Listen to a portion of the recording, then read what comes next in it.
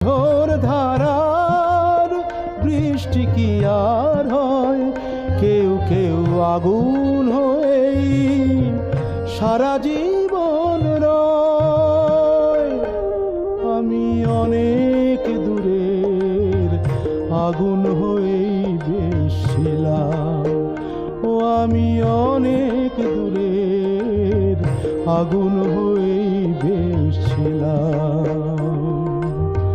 কেন যে কাছে এসে তোমার মনে ছড়ালাম, আমি ফুল না হয়ে কাঁটা হয়েই বেশিলাম।